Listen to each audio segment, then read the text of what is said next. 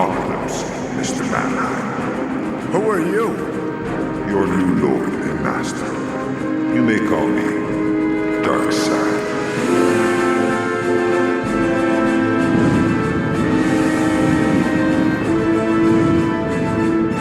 Welcome back, Forever People. Today we're going to be diving into our podcast namesake and reading The Fourth World. By that I mean Captain Victory and the Galactic Rangers. This is Darkseid's Couch, and I'm Mike. Hey, this is James. I'm Shay.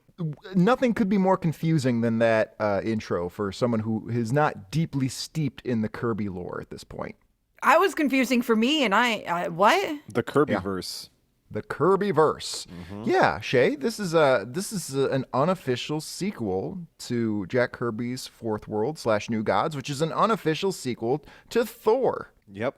And actually, you could also argue, or I don't even think it's really an argument, I think it's kind of a general fact that the Eternals was also a sequel to the New Gods Fourth World. Yeah, an inspiration for Star Wars. Yeah. Oh boy, I got issues with that. Yeah, I have some notes about that as we get down the line. It wouldn't be the first time I've complained about it, and it probably won't be the last. Mm-hmm. Yeah, it's a confusing, baffling way to start a show, and that's just the way I like it. I want to off-put people immediately. Yeah. I want a hardcore diamond base of people listening. Yeah, very based, very diamond based. Captain Victory and the Galactic Rangers is not Captain America or Captain Power or Captain N or Captain Planet or that other Captain America. Or Captain Simeon. Did we do is there a Captain Simeon? Yeah, there is. Have we done that? No.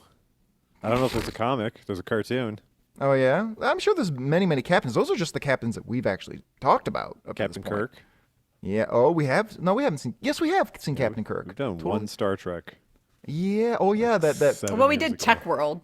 Oh, yeah, Tech World. He wasn't a captain there. He was like a detective. That wasn't him at all. That was a completely unrelated guy. Had nothing to do with William Shatner.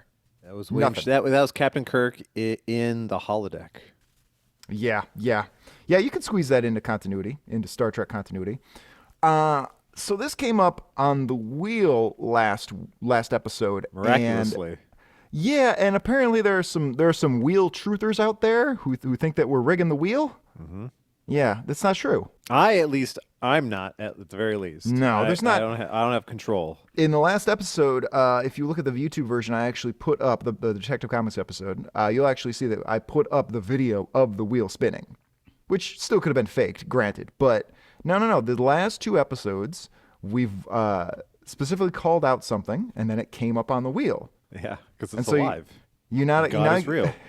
That's far more likely than the wheel truthers who think we're rigging it.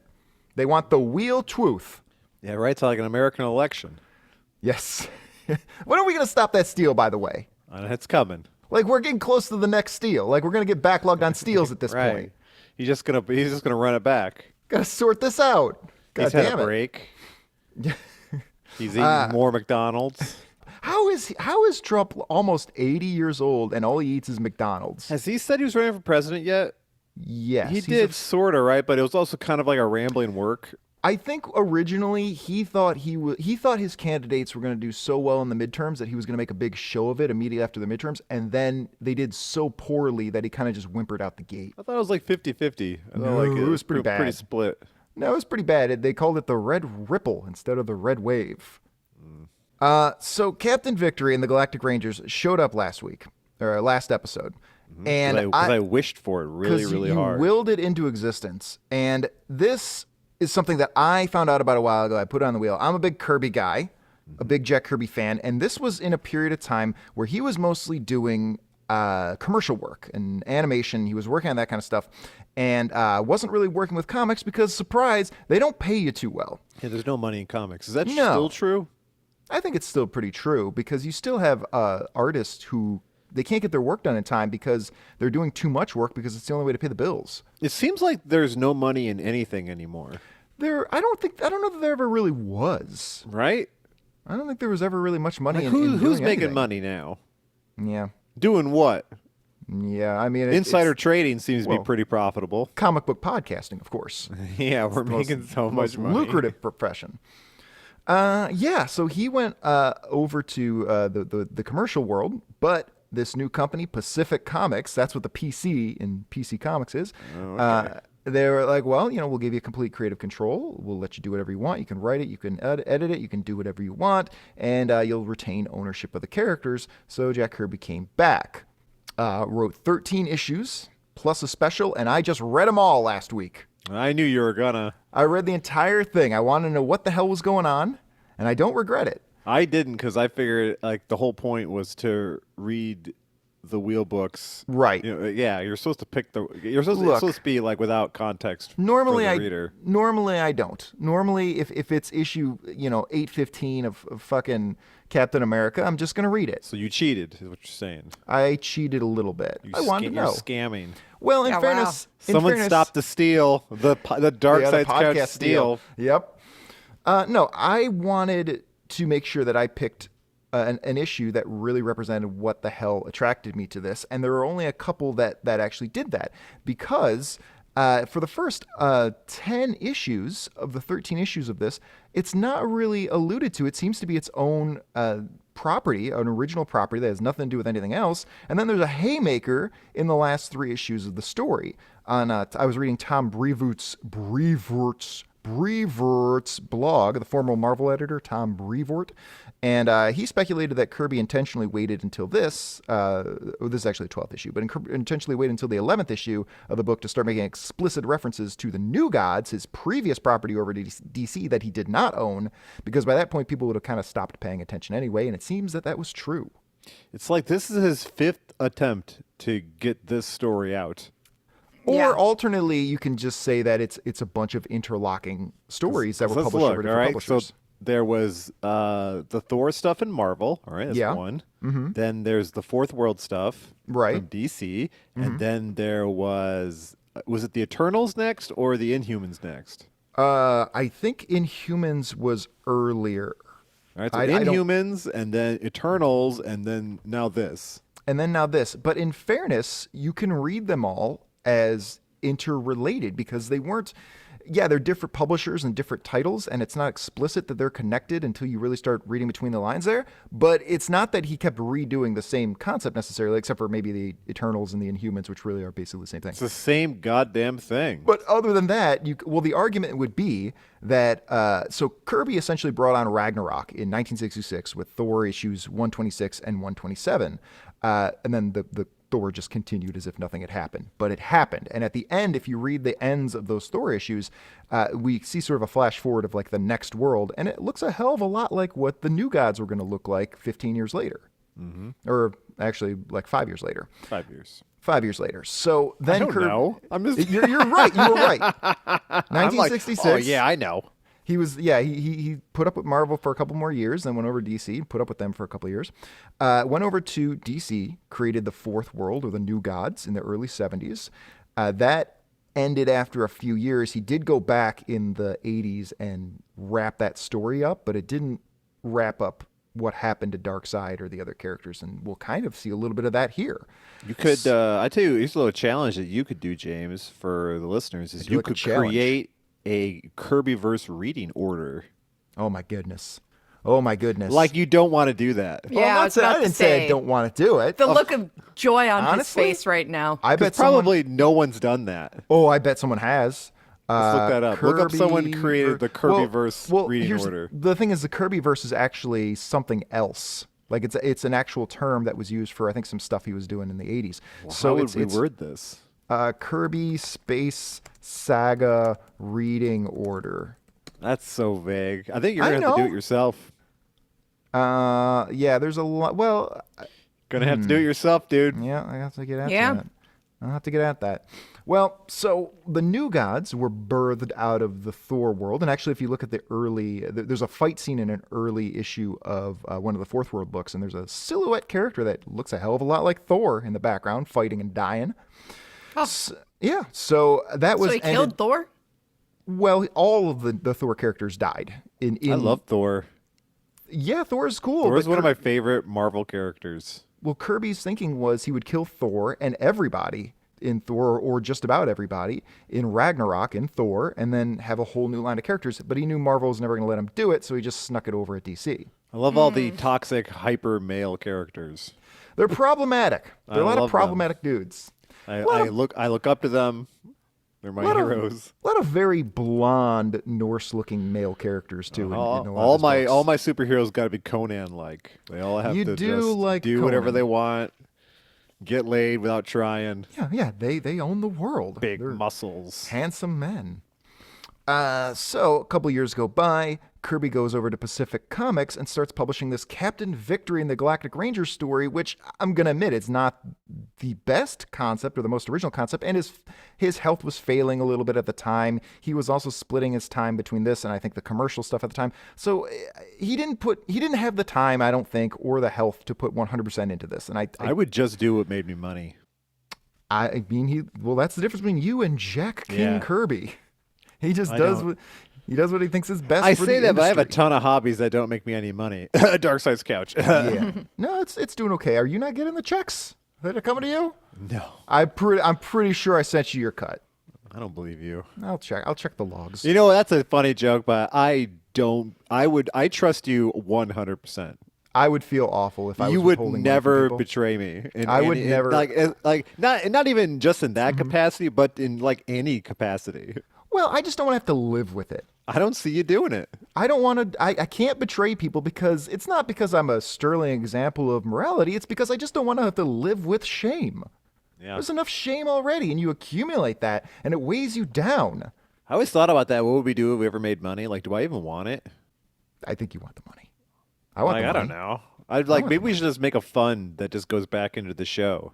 Well, yeah, that's kind of what most Patreons are and things like that. It's like, it would be nice to pay the bills to make the show. Because I already have a job. Yeah, I have a job too. I have like It's like, 7 whatever. jobs. It's like whatever. Yeah, I don't know what I'm doing here. What am I doing here? Talking about Captain Victory. Also, because like I don't give money to any of the creators I enjoy, so I'd be a hypocrite to take it myself. Well, then you could take that money and then redistribute it to the creators that you enjoy. Nope. Jesus Christ. Nope. Jesus Christ. Everything on the internet is free. No, that's not true. Yes, it is. Nope. Nope. Why is you it got- on the internet then? I pay for a couple Patreons. Can I have Mike's cut? You can Yeah, have I my pay- cut, Shay. You can have I it. pay How for about that? Patreons as well. How about you guys? How about you guys take my cut and split it? Yeah, that might have to be the way it goes. Well, still, that money has to go back into the show first, and then I hire an editor because I'm sick of doing that shit. I really That just- editor would hate working with me. Well, I'm not going to let him talk to you. You two with zero communication. You're not even going to know their name. So this is Captain Victory, issue 12, 1983, a book called Growing Up with the Lost Ranger, part 2 of 3 of Captain Victory's origin story, written by Jack King Kirby, art by Jack Kirby and Mike Thibodeau. I love how hard this is going to be to follow because it's issue 12, but it's Yeah. origin part 2. This is Of tough. 3. of 3 with a character that's a continuation of previous characters from different books from the last Right. 20 years. And I realize that, but I picked this issue because this is, I think, the most explicit one where Kirby shows his connection to the New Gods, which he famously didn't get to. I mean, he did go back to DC and finish it, but it really wasn't the way he went. So this kind of carries on the story. It's also implied that the Eternals are also the continuation of the New Gods, and that the Celestials are the old gods that are basically watching and judging the new gods, which are the Eternals. That's it's- so complicated. I It's am incredibly complicated. so incredibly like the main character here I looks like one of the understand. Eternals. Yeah. I understand, but barely right now. So the first 10 issues or so of Captain Victory features this dude, this blonde spacefaring guy, Captain Victory. Yeah, And he looks like the main dude from the Eternals. He does look like the main dude from the Eternals. He looks suspiciously like Orion from the New Gods. yeah, he's got a very wide face. He's Yeah. got all of his like Orion's gizmos and shit. Looks like Thor. And actually, in the previous issue, so we mentioned this before in the 200th episode, but Orion actually, he's a handsome looking guy, but he is using the mother box to disguise his face because he actually looks more like Calabac, Darkseid's son, because Darkseid is his actual father, Calabac is his actual brother. So Orion actually has a more feral face, and the mother box keeps him looking handsome, but when he gets a little angry, it starts to come out, the eyebrow furrows and everything like that. And so in the previous issue, in issue 11, when Captain Victory starts telling his story, his face starts getting all feral and monkey-like.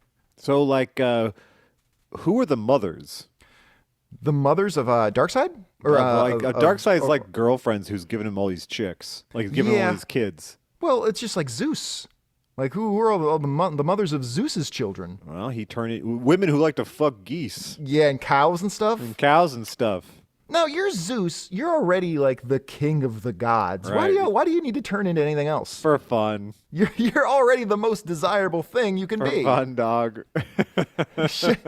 He wanted the challenge. He wanted to show his seductive powers are so strong, even in goose form. You get so bored being the god of gods. Yeah, I need to. He's like, this bitch is gonna fuck me even if I got a cork dick. That's how fucking suave my ass is. If a woman fucks Zeus as a goose, is the child half goose or half Zeus? No, Zeus or goose? It's a goose Zeus. my new mythology game show, Zeus or Goose. Mm-hmm. That was my favorite Squirrel Nut Zipper song, though. Yeah, those guys were Zeus great. Goose Riot. Oh, I love those Zoot Suits. No, Zoot Suit Riot? Wasn't that the Cherry Poppin' Daddies? That was the Cherry Poppin' Daddies. Oh, it was. The Squirrel Nut Zippers were put a lid That's on a it. super gross band name. I think I read that they didn't expect to ever get popular, so they were just like, who cares? And they called themselves the Cherry Poppin' Daddies. There are a lot of bands like that. Oh, gross, dude. Several bands with the word "fuck" in their name. Fucked Up is an awesome band. I love Fucked Up Fucked is Up. a good band. Yeah, Fucked Up rips. Contribute to my gym playlist on several occasions. I think yeah, they're Fucked coming Up to is great. town soon. Let's go. Go see Pink Eyes. Yeah. The guy that the singer has a good Damon podcast. Albarn. Yeah, Pink turned Eyes, out yeah. a punk. No, Yeah, the Fucked Up. Fucked Up's going to be in town. Yeah, he's the guy. He is the main. He's the singer of Fucked Up. Oh, I didn't know his name was Pink Eye. Pink Eyes. Yeah. Well, that's his nickname. His name is Damon Albarns. I get that believe. sometimes when I let chicks sit be on my wrong. face. Yeah. Yeah. That could be a little bit off. Then there's that band that their name is just 3 exclamation points. Like, what are you doing? Yeah. Isn't it? What is that pronounced as? It's pronounced as any excited sound 3 times. So, or like a. That's how it's pronounced. That's it. It's the band. That's the band. It's 3 Tim Allen grunts. Tim Allen was cloned. And it's just 3 Tim Allens in a band. And that actually ties into Captain Victory as well, because in the first issue of Captain Victory dies, and they make a big deal about it, but then it turns out that he's got X amount of clones, so he's willing to die. He's got 50 clones. He gets like 50 clones, and so he's willing to die all the time, but he's running low on clones because he keeps running into fire and getting himself killed in order to accomplish his mission. They put him into a new body, and he's starting to run out of bodies. Why doesn't he want this to make more? I don't know. You only get so many. his This is his job. consciousness is still continuing? No. Yeah. Even if his body isn't? No. They tell him that. Well, it's like vacation days. You only get so many. You know what I'm use them up, they're saying? gone. That's the big philosophical question they're having in X-Men right now, because whenever they get killed, they get resurrected, but they're asking themselves, like, wait a minute, is this just a copy, and we just keep getting killed, and we're new people? Well, I mean, consciousness is an abstract concept, so That shit ain't real, you're bro. sort of- yeah, it's not real. There's Just no such thing as electrical consciousness. signals in your meat sack. Nope, everyone else is just NPCs. Yeah. You guys specifically. Yeah, yep, you guys specifically, I agree. So, in the 11th issue, Captain Victory finally decides to tell everybody in his crew his horrific origin story, which bears a striking similarity to Scott-Free, Mr. Miracle's origin story from the New Gods. It's like a combination of Scott-Free and Orion. Yeah, and there's a good reason for that, as we're going to find out as we get into this story, which I guess we should do. We've seen an ad for something called Silver Heels, which I'm going to throw on the list. Silver Heels from... Yeah, Pacific Comics didn't publish a lot. They weren't around all that long. At first, they were only publishing one book, every other month. So they had one book every 2 months. And they didn't really amp up the production too much. So I'm curious. Well, but I believe this Silver Heels, the writer on this, Bruce Jones, is actually the writer of our backup story that we're going to see today. Oh, you mean that horrific backup story? Sure, I can't wait to get to that lighthearted material. A good romp. Yeah. Good Lord. Really? That one bothered you so much? Wow. I was on okay. a Twitch chat earlier while I was reading this book, and I was just like sending quotes to people from the backup story. I'm like, listen to this rapey shit. Jesus Christ. It's pretty good. We're gonna get to that. We're going to get to that. So we open up with the story with Captain Victory, and he is on the planet Holocaust, Yeah, which I believe is hella eight- cost. Ellie- Hell, that's what I think of when you want to buy a Five Guys burger. And I would say be more concerned about the caloric count of the Five Guys burger than the price. The price is fine. I don't have one by me, so it doesn't matter. The price is fine. The We price used is to not fine at Five Guys. I can't agree with you on that one. Remember when we recorded at James's house and we would get Five Guys? Mm-hmm. We all Yeah. did it together. Remember that? That was Yeah, good. it was I think we great. did it. Did we get? Yeah, we did get Five Guys once. Yeah, that was We did great. it a few times. That's probably the last time I had Five Guys. It's not a regular Yeah, thing. same. Yeah, it's been it's that was the last time. It's a special treat. So on the planet Holocaust, which I think is Hellikost, Planet not apocalypse. not apocalypse. Well, they address that Planet in a really- Holocaust. Planet Holocaust, yes. We should go to Planet Holocaust for dinner today after this. That'd be great. Yeah, $9 burgers. Yeah, that's the real Holocaust. So he is being led to his death. Captain Victory is because he did something virtuous, and you can't do that on this planet. Wait, so like, what do they consider virtuous though? I think anytime that you don't look out for number one first, anytime you let anybody have any sort of mercy. All right, so he lives in America. He was actually, so Captain Victory, as we found in the first chapter of this, he actually was a bit of a savant for warfare. He had a lot of good warring ideas.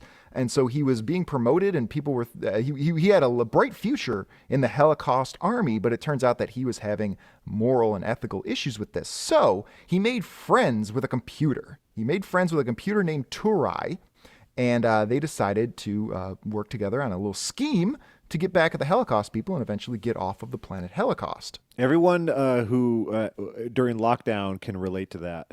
Yeah. Or me in high school with my 28.8 modem. That was my giant best friend.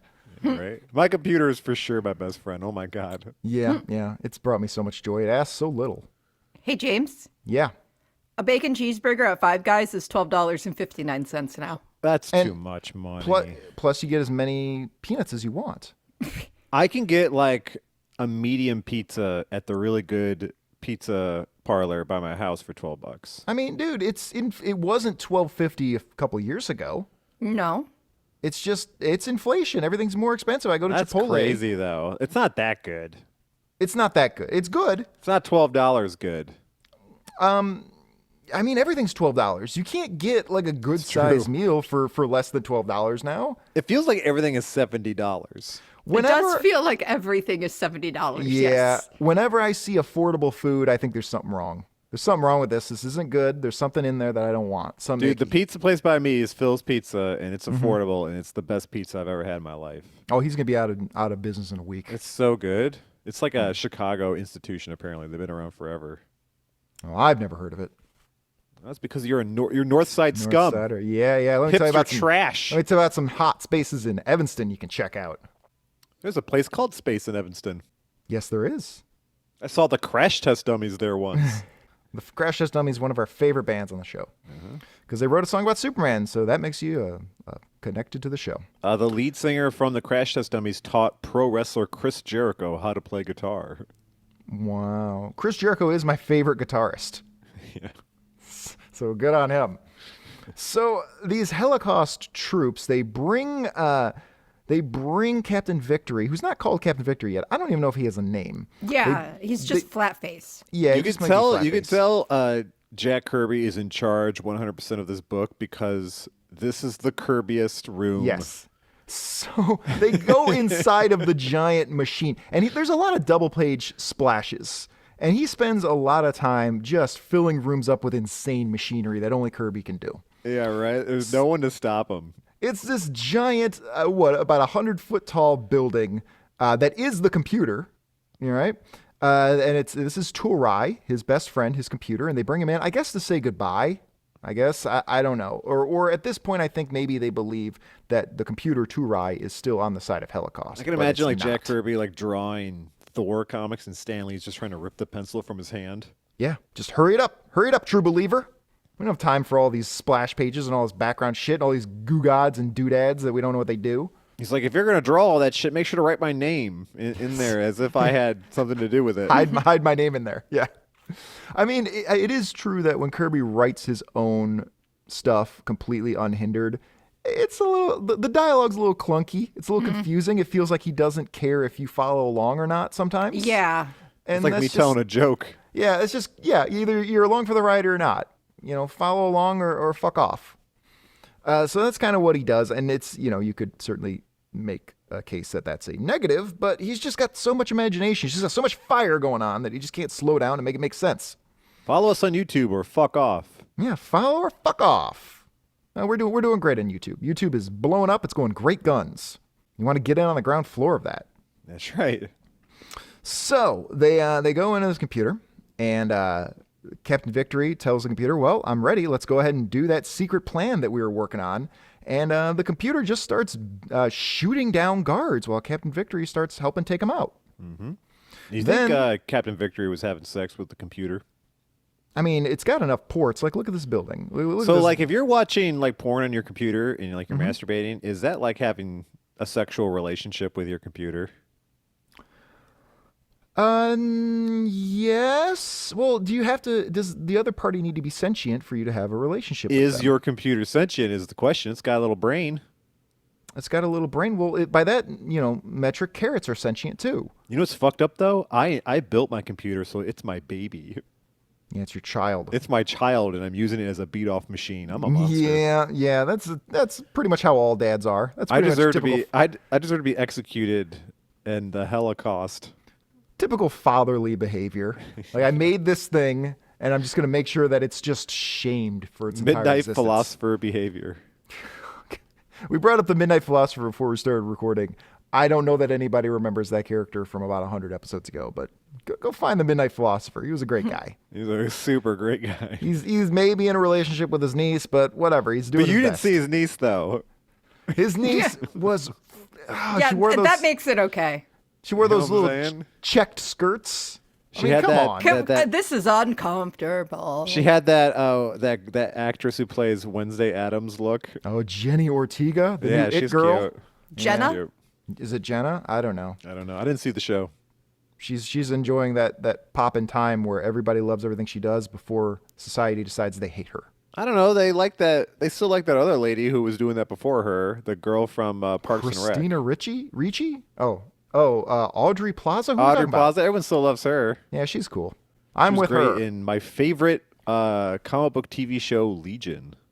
Oh, yeah, Legion. Good old That Legion. show is fucking excellent. Well, speaking of Legion, there's a legion of people attacking Captain Victory, but he's able to sneak away because his computer friend is taking care of him for him. And then, this was the part that really got me invested here. Captain Victory runs down a hallway, and he sees a shadow on the wall, and he refers to that shadow as Black Mass. Yeah, but we know who he really is. Well, and they do address this. So the shadow does look quite a bit like Darkseid. Yeah. Like our old buddy Darkseid, friend of the show, And namesake of the show. And it's his grandfather, not his dad. Yes. Yeah. So Captain Okay. Victory is very explicit that this Black Mask guy is my grandfather. That is set in stone. And not Darkseid. He's not Well- Darkseid. Well, there's a panel in there I think addresses this kind of interestingly. That we're It coming up feels to. like alternate universe, fourth world.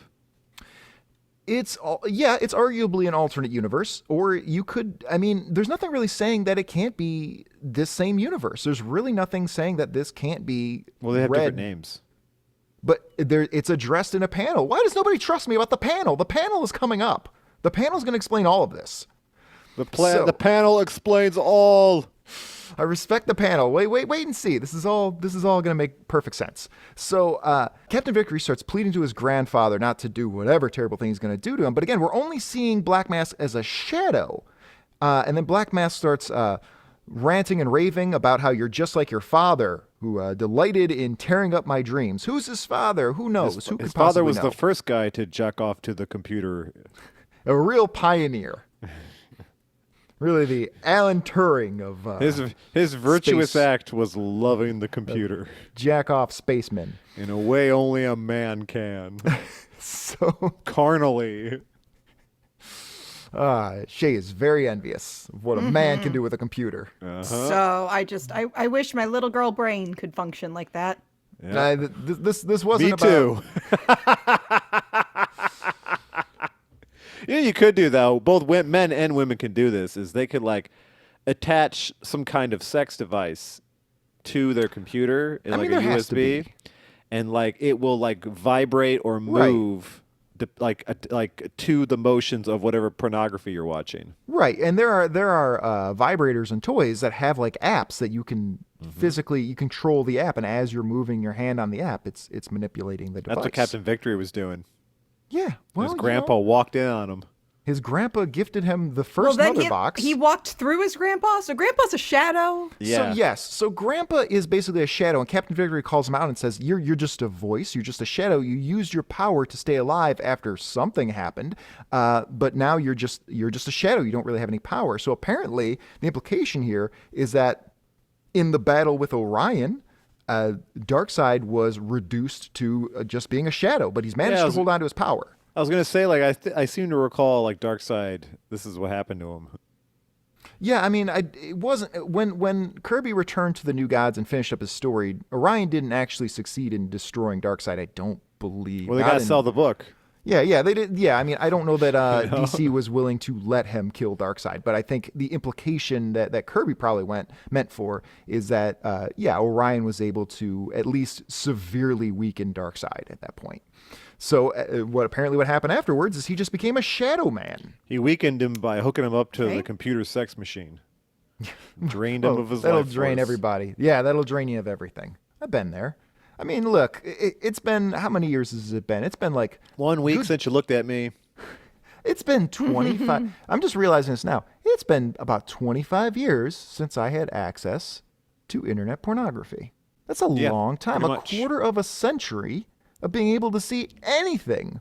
That's intense. I only had regular access to the internet. Like, I was already 30 by the time I finally Good Lord. had like enough of a stable life that I had regular access to the internet.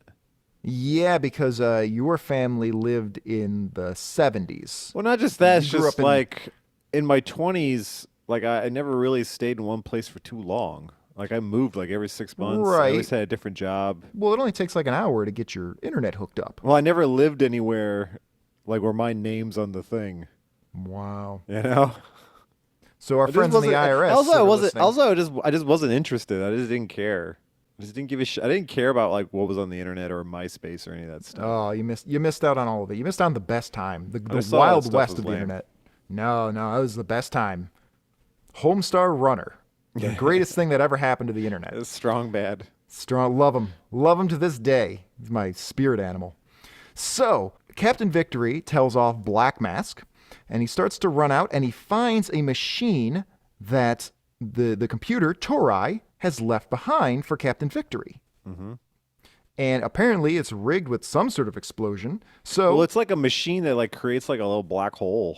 something like a black hole, yeah. I don't know if it's explicitly a black hole, but it's something nasty. Well, they described its effects as warping time and space, and it Yes. like caused the planet to collapse within itself. So that's Exactly. pretty much what a black hole would do. Yeah, so it's something like that. And then we have another double-page splash of Captain Victory leaving after blowing up the planet, blowing up his best friend Turai. Yeah, he sacrificed his computer lover so he could escape. Right, and the caption even mentions that the explosion is apocalyptic in nature. I Right. see what they did. And actually, I don't know if this is intentional or not, but if you look in the background, it kind of looks like Darkseid's face in the cosmos kind of dissolving there. Oh yeah, I'm not sure. And sure. Definitely, I don't Captain see it. Victory has Orion's like space Yes. motorcycle. He has Orion's astro harness. But yes, Shay, over there, and I could just be looking into it, but you see these two suns that are being eclipsed over here? They look like eyes. And then this purple debris of Kirby dots kind of looks like a mouth. Yeah, I could be wrong. Oh, but okay. it's more like a space Segway. Yes, so he's on his space Segway, which bears a shocking resemblance to Orion's astro harness. All right. So then He's got a sex harness, just like I don't really Martian know. Manhunter. I don't really know what that does. What do you do with a sex harness? What do you? I don't Harness understand. me what up. I just don't. What do you do when you're in the harness? I wear harnesses for work. Yeah, but you're not a sex worker. Yeah, maybe. I don't know. I don't understand really what's going on. Somebody let me know what's going on with the sex harnesses. I don't know. And what's the weight distribution? What's the rigging points on that? I need to know a lot of information about how to get that sex harness in the air. I knew a guy who would hang himself with like piercings on his back. Like he'd put hooks through his back. Yes. And he would hang Yeah. himself. I've known people that do that, and it's I've known a guy who did it. Yeah, it's apparently for the right person. It's very cleansing or exciting or whatever. And hey, I think they're doing it that's just to be cool. No one likes that. That's a lot of effort to be cool. Yeah, dude. That's putting a lot into it. They should just try having a podcast about comic books. That's exactly Then what I was you're going to really say. God fucking damn it. cool. You cut me off at the knees. I was just going to say. Everyone knows the shortcut to being cool is a comic book podcast. So like Captain Victory turns his former home into a geode. Yes, and we see just the geode that was Holocaust just kind of absorb itself and collapse in on itself. Yeah. And here's a panel that's going to explain a lot right here. It's a little bit of text that says, I viewed it from its bottom side, its last flaming energy pit still feeding what was left of the triumph of evil against the forces of virtue. From that kind of war, not even names survived. Thus, Holocaust and those upon it, such as Black Mask, were false in name as well as word. Right? It's like reading the Bible. It is extremely biblical. It is So extremely like, biblical. is Captain Victory, because he's a superpowered being, he can exist in the void of space, or is his harness protecting him? I'm not sure. I'm going to guess it's the harness helping out, but I really don't know. Wait, so after that, not Orion says, Captain Victory says that this craft was fashioned from something from his father, but he doesn't know his father's name. Is he saying because the planet blew up, he doesn't know his father's name?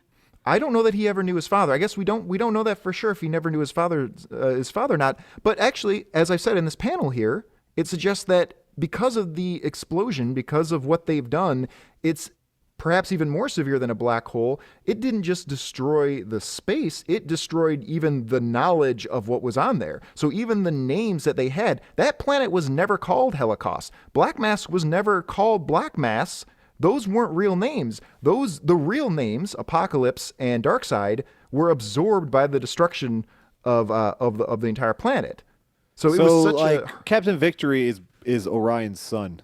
Captain Victory is absolutely Orion's son, and the computer Turai fashioned Captain Victory's little escape harness after Orion's astro harness. And when he says, I don't even know his name, I think he literally never knew Orion, but even if he did, he wouldn't remember his name now because all of those names, that very knowledge has been sucked away into this portal.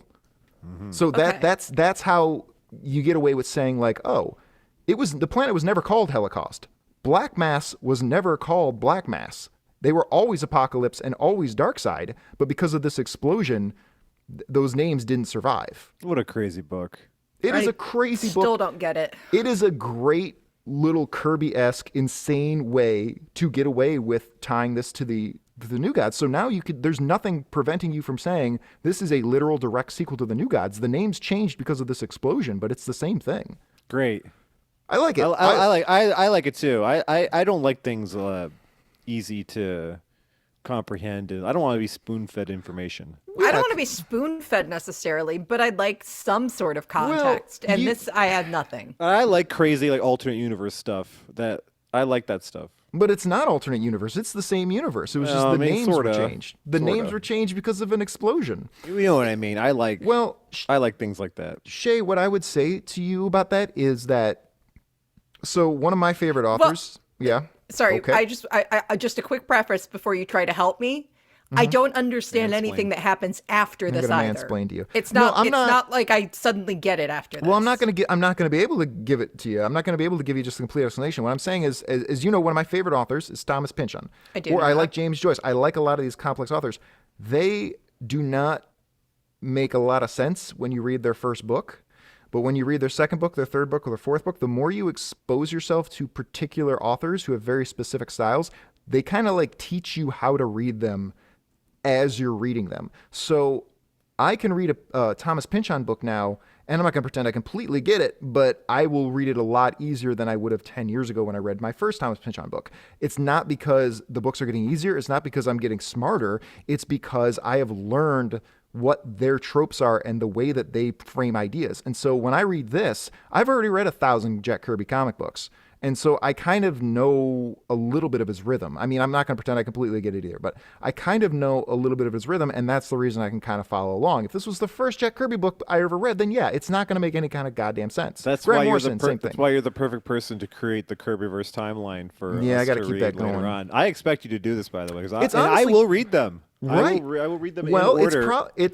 And I'll judge you for your decisions. It's probably not that hard. It's probably the first 127 issues of Thor, then all 4 of the Fourth World omnibi, then I guess probably Eternals. Maybe you'd stick. Well, this is why you go find out. You go figure it out. But I'm just saying, it's not like you jump from title to title. You just kind of go through linearly, more or less. Yeah, you should weave it all in. Let's see what's Yeah. up. That's your big project. That's going to be your great work before you die. Yeah, organizing this for the 9 people that care. Yeah, well, I'll care, and I'm like 9 people. So, Orion, Captain Victory, he flies away in his Astro harness looking for a place to hang out, looking for a place to chill, party planet. And he's cool with the very first one he finds. Yep, he sees a planet. He says, well, I've seen them bigger and brighter, but whatever, I'll just go here. Yep. And so he lands, and he immediately falls off his Astro harness. Well, he gets shot down. Yeah, is he shot down? Yeah, he is. Yeah. He's shot down by missiles. Pow, but we don't really see it coming, yeah. So he gets shot down. He gets knocked off his Astro harness. Presumably, I'm guessing his Astro harness is destroyed at this point. Yes. I'm going to guess, yeah. So he starts taking fire from all directions on this crazy-ass planet.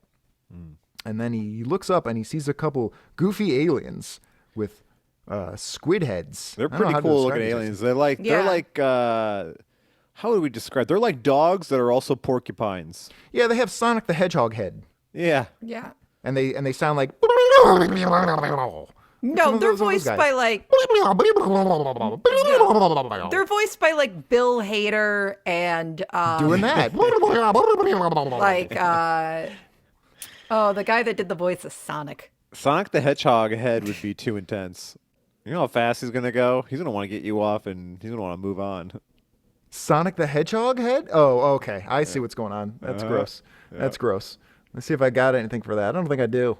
The episode's been too informative, so I got to throw in some stupid, gross jokes. Yeah, that's fine. That's just fine. to keep the edgelords happy. I like a good balance. I was reading this thinking like, oh man, I'm going to actually have to talk about legitimate things. Mike will fuck it up for me. It'll be good. I'm going to try to at least keep it Dark Side's Couchy a little bit. Mike will make it a mess. Well, the informativeness is part of Dark Side's Couch. Yeah, well, I mean, we got to know what's going on with this. We hyped it up so much. It's a perfect alchemy, like using your own pee to make a philosopher's stone. I started reading that book. I'm going to try it. As soon as I get some space, I'm going to start collecting 150 gallons of my own urine, and I'm going to boil it at various temperatures for months and years in hopes of making a philosopher's stone and becoming immortal. This is literally the pre-show chatter when we get ourselves in the mood is we were talking about, Mike learning about how to make a philosopher's stone out of his pee. Like I was just on Civic TV's Twitch show last night. And what's up, Civic, friend of the show? And that's all I talked about was like how to make a philosopher's stone. I actually said this to Shay the other day. I think in like 50 years... pee is just going to be a pretty normal fetishy thing. Like, it's not really even going to be... It's just we make so much of it. It's got to be good for something, right? Everybody does. What do you mean? Well, everybody does. Everyone does it. Everyone will pees. Be doing. Everybody will be peeing on each other in the future. It's coming. Yeah. It's peeing. I'll be coming after I'm peeing. I'm telling you, get used to... Look, I'm not a pee guy. Shay's a pee person. I'm not a pee guy. Person. When I'm in the future, I'm in the distant future because I'm gonna have my philosopher's stone all ready to go and I'm gonna be immortal. I'm gonna be looking at all the people with their pee play and I'm like, these plebeians wasting their pee when they don't know its true secrets as I use it to make gold. Contemplate your orb of pee. Like you fucking idiots. Boil that pee.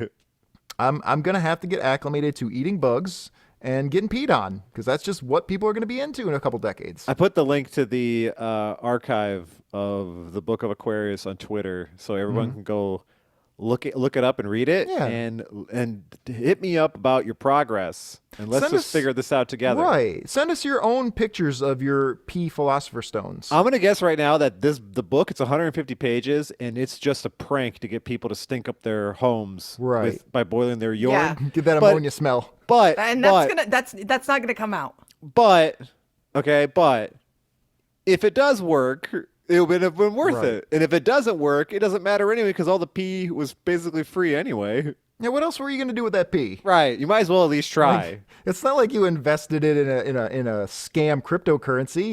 You were just going to throw it away anyway. Like, we don't know what happens when you transmute things for long periods of time. Nobody knows. Somebody probably does. Yeah, they're called alchemists. Yeah, so that's the pee section of the show. Isaac Newton did it. You're calling him an idiot? No, I haven't said it. Look, I've been pro pee this whole time. I'm not a pee guy, but I realize I have to become a pee guy because that's the way society's going. They eat ass and they pee. Yeah, those are the two things. Stones. Yep. They make philosopher's stones and they buy a lot of CBD oil. That's the future. There's a pizza place by me that it sells all the normal junk food pizza place stuff, and then they're like CBD milkshakes. Yeah. Okay. That's the future. That's the future liberals want. Stop the steal. So, like Joe Biden's a liberal. Get the fuck out of here, dude. These alien dudes, alien dudes, they flop away. They jump away. They're all pretty cool looking, though. Yeah, they're cool. We don't really even see much of them. No. But one has a lazy eye. Yeah, it's pretty. Look at that guy. Wow, yeah. I don't know why, but he looks Jamaican to me. And then not Orion gets roundhouse kicked in the face by their big ass feet. He does as they're jumping away. They're hopping away. Mm-hmm. So then we see that somebody has scared the aliens away, and it's this dude, this mysterious dude, Captain Argus Flane. I'm going to guess that is Captain Victory's dad. You think it's explicitly Orion? No, I just think. I mean, in the context of this comic book, I assume that. This is where his father went when he escaped Holocaust. But his father is Orion. Well, we don't know that. They don't say that in the book specifically. His grandfather's Darkseid. Well, his grandfather is Black Spot or whatever the fuck. His Black Mask never existed. Black Mask was always. I'm just saying, that's if I didn't know anything about the New Gods or the Fourth World or the Eternals or any of that, and I read this as is. Sure. I assumed that that's what was happening, that this was where his father ended up when he escaped. With no context, I would say fair. Although you could make a case now that you're mentioning that, you could make a case that this is supposed to be Orion. You're right, because he doesn't got his box, so his face is all a little fucked up. Well, I'll tell you something. Shay, I think before we started, mentioned that this guy looked like Calabac, Darkseid's other son. And now I'm thinking about it. And I originally thought well, no, that doesn't make any sense. And I'm like, well, you know what? It could. This could have been what happened to Calabac. Yeah. What if he's not Orion's son? He's Calabac's son. Oh, that's a shame. You don't want to be Calabac's son. Why? I'm sure Calabac. I think under different circumstances, Calabac would have been a cool guy. Calabac is kind of like a trailer parky dude. He's a trash. He was just raised poorly. He's low class. Well, still, I don't want to be the son of that. He's low class. Look what happened. His brother's Orion, who was raised on New Genesis by the supposed good guys, right? And he ended up being pretty cool. While Calabac was raised on Apocalypse, he was all fucked up. Yeah, he's a gross tiger man. I'm pretty sure he'd be a lot cooler elsewhere. Well, we meet Captain Argus Flane, and the aliens here are called the Mechanos. Yeah. Mechanos.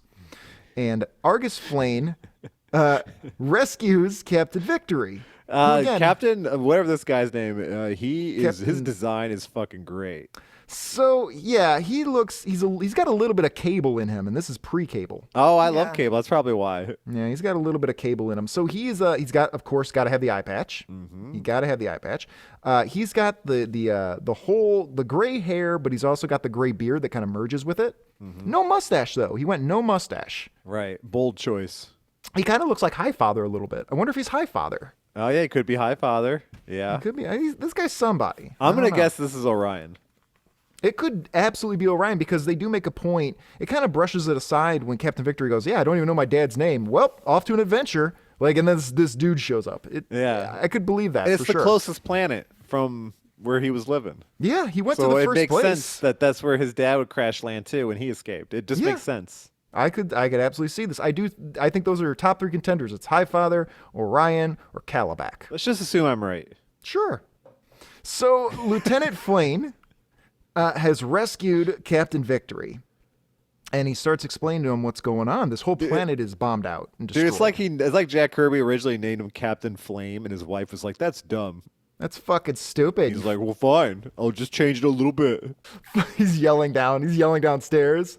Well, fine. But that's how they like engage in their sexual Sure. like, antics. Like he like pulls her by the back of her hair. He's just like, "You don't tell me how to make my comic." She's like, "Oh, you're a big, strong man, huh?" He's like, "Yeah, I am." He did base Big Barda's personality on his wife. Dude, So- I want to watch Jack Kirby and his wife fuck. Oh my goodness. Well, she didn't look like Big. So Big Barda, Yeah, she did. I actually learned who Big Barda physically was modeled after, and it was a she's still alive actually. Let me see if I can figure out her Let's name. see if she's single for me. She doesn't look great then now. She's I like need 90. help understanding if this guy is a good guy or a bad guy. He's a good guy. He just happened to start some shit on a plant that He's he's got a weird angle. We'll get to that in a second. Lainey, I could be mispronouncing it. Lainey Kazan or Kazan. Now, the thing about her is she was considered a plus-size model back in the day. We'll put a picture up. We'll put a Oh picture my up. God, her? Yes. All right, that's her now, but let's see Now, what she looked like. Look at this. Look at. Holy shit! Dang. Are you aware of That's this Barda. person? Yes. Shay? That's What do Barda you know there. about this? Yeah, she looks exactly like Big Barda. I know that face. I just Right? hold on. She's in a bunch of stuff. Yeah, she's in a bunch of stuff. She's very, very pretty, and apparently she was considered a plus-size model back in the day. Which I is had huge. no idea that she She's a yeah, she was on the person. yeah, I My Big Fat Greek Wedding. Oh, really? The Oh, Nanny. Yeah. She was. Let's see what her height. She was only 5'6". yeah. Wow. Yeah, I she's like imagine isn't she the mom in Yeah, My Big Fat 6'2". Greek Wedding? I don't know. One of I those couldn't photos, say. she looks like Mickey Rourke. Yeah, so she's not looking great nowadays, I have to admit. Harry and the Hendersons. Well, no one fucking looks great Yeah. after like a certain amount of time. I will though. I'll look. I looked like an old man real early, so it can't get much worse. Well, like I've said before, like nowadays, like we know how to look good for a long time. And so if you Well, we if you don't know. We haven't practice- gotten there yet. I'm sure she Well- thought so. No, you see people that are. I've used the Golden Girls analogy many times. The Golden Girls, you watch that now and you assume they were like in their 70s. They were like 54. Yeah, that's mind blowing. That is Yeah. pretty weird. So it's like, dude, we know how to look nice. We know how to like, look good. how old is Tom Cruise? He's like 60. I think he's probably well. That guy's let's find made out. so many like banger movies. Shay, what were you gonna say? What do you mean? I don't know. You're gonna say something. Tom Cruise is 60, by the way. Yeah, I don't dude. know. I You're don't- about to say something. That's like something or something. I don't know. He's I made don't so many remember. movies I love. I mean, nobody's gonna say he doesn't put his all into it, but he's a crazy man who believes in space virtue. Y'all ever see Edge of Tomorrow? No, No. That movie No. is so fucking good. I need that sound drop of all the various Springfield residents just going, no. It's good. It's an excellent All right. movie. I like Speaking of- sci-fi fluff though. Yeah. Well, this isn't. Captain Victory isn't fluff. I mean, it's kind of fluff. Yeah, it is. That's why I love all guess the Jack Kirby stuff because it's exactly what I want. I guess it depends on what your definition. Because fluff to me means not a lot of thought was put into it. No, and I it's mean just- more like, you know what I mean. Like it's Not really. It's a lot of high concepts that Yeah. that it's okay. not going to win any awards. Oh, there's definitely a lot of high concepts going on here for sure. Oh, do I even have it? There we go. Too many buttons. So Not for me. I've been secretly experimenting with not being high for the show for like the last like 6 episodes. oh, that's what the downtrend has been. I was gonna say like I thought they'd been a lot better. No. Because I've been sober. No. They've been great. Everything's been great. Every episode is great. So Every band is great. every band is great. Every episode, every comic is great.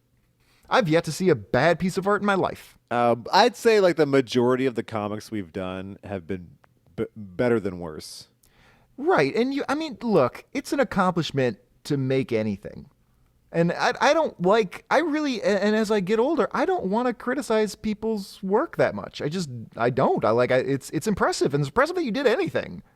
But, you know, sometimes. Like we're recording this on the day that I think the Oscars are tonight. It's just so Yeah. bizarre you're giving awards for art that's subjective.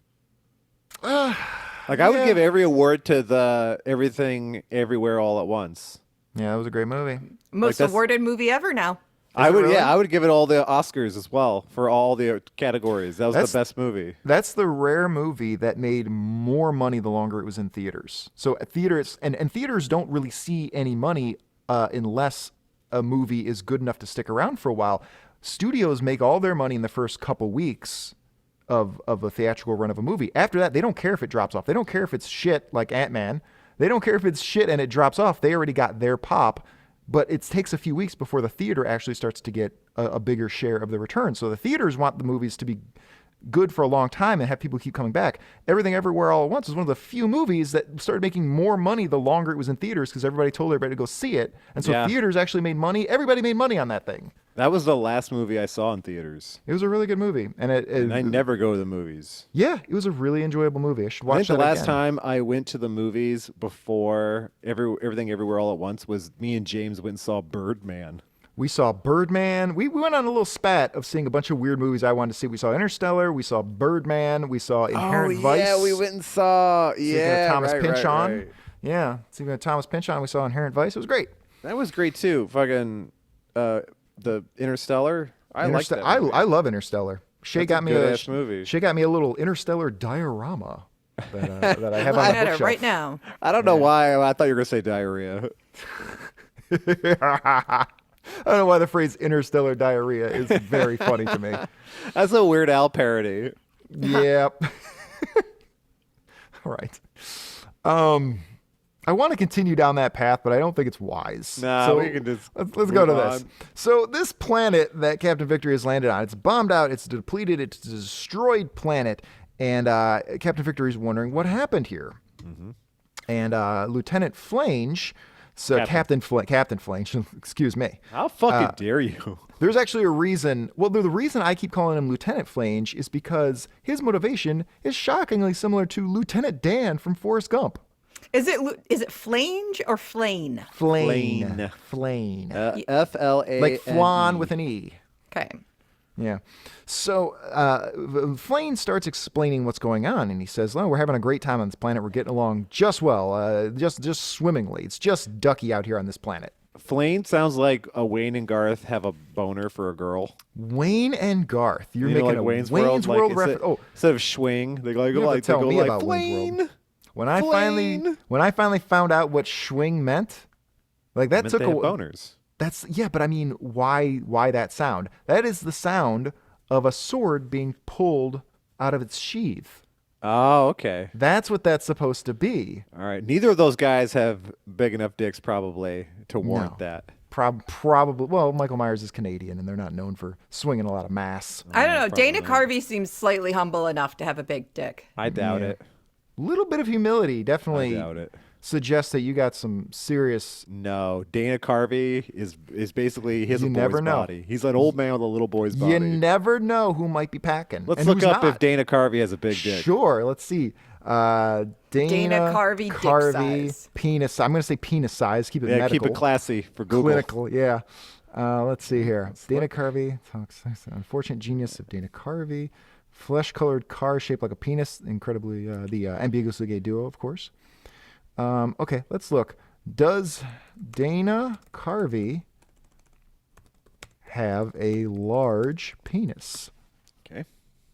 It was a giant penis. That's what I'm saying. It's out of control. Yeah, it's not like the It's not like the Kids in the Hall guys where we can actually just go look it up and see. Yeah, he really should. Well, he's 60, so he's the right age to do it. Just like with the Kids in the Hall, they recently got together at the age of 60 and decided to show their penises. Yeah. I think it's the time to do it. Genius. 60 is the new 30. Let's all show our penises. I mean, I'll show my penis to anybody who wants to see it. I'm not sure. I mean, it's not like something to be super proud of. It's like I'll just show it to you just for the lulls. Yeah, that's why you're on house arrest and we have to do this over Zoom. Yeah, that's how it got started. Turn on your camera. Show us your dick, Mike. don't, dude. Wait, why would you put that out there? Because I probably will. I don't care. Yeah. Well, it's gonna take a second to figure out if that's his penis or his actual head. So we're not going to be sure what we're looking at for a moment. You just called me a dickhead, bro. Rude. I mean, isn't that the end goal? Isn't that the end goal with the hairstyle? Mine? Yeah. No, you want the Dr. Wily crazy. Yeah, I want to be Dr. Wily looking, but I'm not ready yet. Oh, Dr. Wily? Dr. Wily was the bad guy for Mega Man. And he had like crazy Krusty the Clown hair. Like what's his name? Christopher Lloyd in Back to the Future. Yeah. Yeah. Same thing. Or Bozo. Or Dr. Robotnik from Sonic the Hedgehog. Yeah. You'll be that guy too. Yeah, that's really your go-to for like a mad scientist guy is the weird donut of hair. Who was the voice of Sonic in that movie? Was it Chris Pratt? No, he was not the voice. However, there was I mentioned this before on the show. There was some concept art leaked from long before the movie was made. And they made up a picture of Sonic the Hedgehog hanging out with Chris Pratt because they just assumed, I guess, that he was going to be the star, I guess. That's what happened in that movie about Michael Keaton being turned into a snowman, is they expected George Clooney to take the role. Yeah, so they designed the snowman with George Clooney's face. Yeah. Yeah, and then he took off or something. And he did. He just turned it down because obviously that movie's dumb and you don't fucking make that movie. Wow. So they gave it to Michael Keaton, who does everything. Yeah, the boy likes to work. That guy's brave. So anyway, Captain Victory is on this destroyed planet with Flane, and Flane starts explaining the situation here. The planet is populated by these mechanos, the little weird creatures that Captain Victory encountered, and apparently they're attracted to technology and gadgets. Just like everyone who's attracted to their computers sexually. Yeah, yeah. This is just the further manifestation of that theory. So he'll just leave gadgets and doodads out, and they'll come see it because they can't resist it, and then they'll blow up. He's leaving out his old Zune. Yeah, well, those things are going to blow up whether you put an electric charge in them or not. Those things are going to blow up anyway. Those things were awesome. I had one that lasted for 15 years. They had a lot of unrealized features that never got implemented, that were supposed to be implemented. All I want is just play the file. We need more. Everything's got to do more. Doesn't need to do more. Just play the file. Got to do more. I need all those bonus features. So Captain Victory starts to chastise Flane for messing with all these natives. And he explains that, oh, no. See, the thing is, I'm trying to die. I'm trying to convince them to kill me, but I have to die in glory. I have to die in battle. I can't just surrender myself. Yeah, I have to put up a fight, but they ultimately have to win. Very Lieutenant Dan. Yep. So in order for them to do that, though, he has to destroy everything they love in their home. Well, he has to put up... So that he can die the way he wants to. Yeah, he has to go out in glory. So he wants to go suicide by cop. Yeah. Sure, yeah. He's Captain Flane. That's really fucking dumb. Yeah, well, Captain Victory is mortified from this guy who's using these deadly weapons on these primitives in order to get them to kill him. He has to die by valor. Shay doesn't understand valor. No. Yeah, you don't got you have your tiny woman brain. You don't get it. Yeah, it's a boy thing. So, like Captain Victory, I think we're to assume that he was on this planet in the cone house, living with the cone-shaped volcano house. Living with Captain Flane for 2 years. Yeah, more than that. Well, it said he was 18 when they started, and when he was 21, they No. They aged up. He was less than he was under 18 when they started. Which but by the time he turned 18, the primitives were now wearing armor and they had better weaponry. They were evolving. So I don't understand how, I'm sorry, because I can't get past any part of this until I understand why the fuck he's staying with the man that is blowing up the people and he knows he's in the wrong. I think his astro harness was destroyed. And he's where's he going to go? He's not necessarily in the wrong. Like, look how well these guys advance now because of this motivating factor of killing this one guy. Sophisticated forms of warfare now. That's like when an abusive parent says to somebody that turned out successful, well, it's a good thing I did that, I guess. Yeah, and guess what? It was. Looks more like spreading freedom to me. Yeah. This is look at these bombers. It was my dad abusive, or did he teach me how to fight? Well, and also, as I say, I think his astro harness was destroyed, so he may not at this time have been able to get out of this planet anyway. It's not exactly clear, I'll say. It seems like all they're doing right now is trying to find new ways to blow up the cone house. Yeah. But they can't because there's like a force field. Right. So they're just advancing. Like, no one's dying, it seems like. They're just going to the cone house and trying to blow it up. He does mention that he's not necessarily trying to kill them. He's just shocking them to piss them off so that they'll come at him more aggressively. Yeah. But they can't get in anyway because there's a fucking force field. Well, figure it out, stupid. Yep, they just got to So there's it's just them in a continuous loop. This guy does not come out good in any any version of this story. War is hell, Shay. Well, look, It's not war. It's not war. It's a single man on a planet. Well, look at this. Like, Every man is fighting a war. It started off with nothing, and then they got armors and guns, and now they have air travel with laser guns. Yeah. Look how well they advanced now. In a few years, Shay. Why do you assume they wouldn't have been able to do any of that had they not been this man that decided to be an asshole? We don't see anything else that motivates them. We don't see anything else at all. All we see is the one house. The vast majority of the technology we use today was developed because of the military. Okay. The military and pornography. Like medical treatments, like that. All that shit was created during wars. I'll also add space flight. That's how we got, I think, the power tools in general. That's how we got memory foam. Like, I would say space flight as well. But yes, military is a huge part of it. And look, if he didn't do that, if he didn't motivate these guys to advance, then Captain Victory would never have the means to leave the planet. But but now they have airplanes with laser guns. Pretty soon, they'll be able to leave the planet. They can create an astro harness from that. Yep, pretty soon. Yeah, so it's he's you could argue that Captain Flane is the greatest hero of them all. I think he's the greatest hero of them all. No argument from me. He's so sexy. Look at him. What a man. He's getting old, and he's deteriorating further. So they get to a point where basically everything has been destroyed, freedom is winning.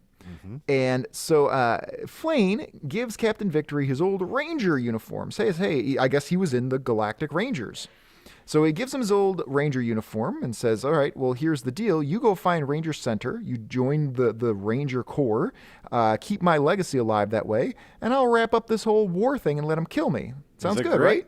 Yeah. Sounds awesome. Perfect deal. No arguments here. There's no war. It's just him. Shay, you don't understand. You don't understand how a man thinks. This is guy stuff. This is a perfect man agreement. Man agreement. Right, Shay, sometimes you have to start some shit with some primitive people so they invent new stuff so then you can get away from them. I mean, anything I've ever done has been out of spite. Like, any accomplishment I've had has been basically to rub it in my father's face someday. There's still no explanation how he goes from, this man's a piece of shit. I guess I can't go anywhere. I stay here too. In 5 years? Now he is like, this man is my father. 5 years is a long time. Men have weird relationships. Yeah, we do. But they didn't bother to explain it to the reader at all as to why we're supposed to be okay with the man that's still pissing off the planet. Nobody bothered to explain to me those relationships either. Whereas Shay, I don't know what you're saying. He hasn't killed anyone. The aliens haven't killed anyone. He's just motivating them to be the best they could possibly be. You keep saying he's motivating them. That's not mentioned at all in here. They keep coming up with new technology every time they attack him. They're motivated to do better. I don't agree with your reading. They never would have created that laser gun plane. You're right. They wouldn't have created guns.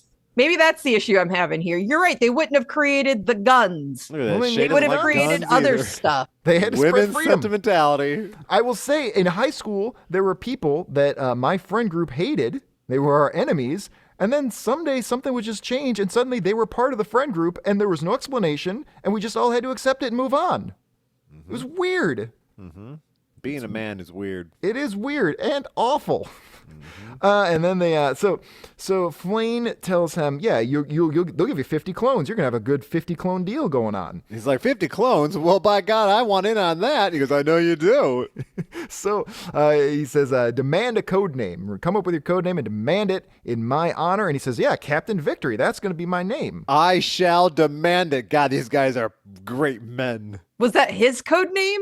Is that I don't know that it's necessarily his code. It might be his code name, or also just might be honoring the fact that, in a way, Captain Flane got his victory because he got what he wanted most of all: die in battle. That's the only way. There's no battle. That's the best way to go out, is to die fighting your enemies. Yeah. We've discussed that before. That's the best way. It's the best way. way. They have a man's handshake where they grab each other's forearms. That's right. I love this comic. I believe the idea with that, legitimately, historically, it goes back to proving to your enemy or the other person that you don't have a weapon hidden up your sleeve. That's why This you is grasp like the forearm. this is such a like conservative comic book.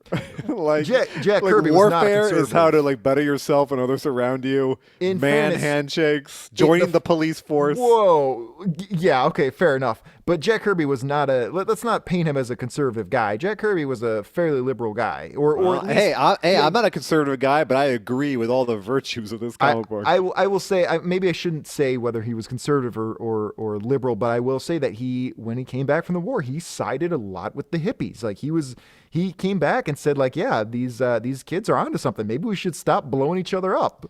Iron sharpens iron. Yeah, it does. That's the best thing to sharpen iron with. Mm-hmm. Look how quickly they advanced because they couldn't get past the force field. You guys didn't know this, but it's a saying that had been used in the rest of the comic, and this is apparently the origin of it, or maybe it's the Galactic Rangers are the origin of it. Victory is sacrifice, sacrifice is continuity, and continuity is tribulation. Mm-hmm. Pretty cool. Continuity is a series of comics. Fantastic comics by our good buddy Neil Adams. So wait, did he just have an astro harness this whole time? Yeah, he forgot to tell him. Like, dude, I told you I had that, didn't I? This is why I think that's his dad.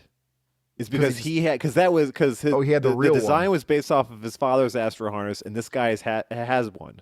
It's not exactly like Orion's though, but I mean, it's been a lot of years. I just assumed they fixed the one that he had. Yeah, oh yeah, there's that too. It's not exactly clear, but somehow he gets an astro harness. They fire him out of a giant VHS cassette. Right? Yeah, they do. Into space. Yeah. One's used by the Egyptians. Yes. They're the originators of that technology. Back then, they were called the people of Chem. Woo. So, Mike's history moment. Bro, I know so much useless fucking shit.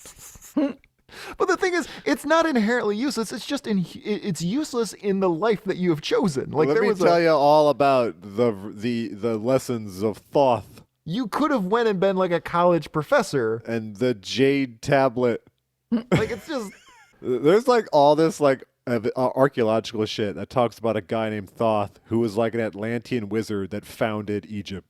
Wow. And we just don't talk about it, even though there's all this shit about him. You know, like the hieroglyphs of like the guy with he's like a bird, but he has a long curved.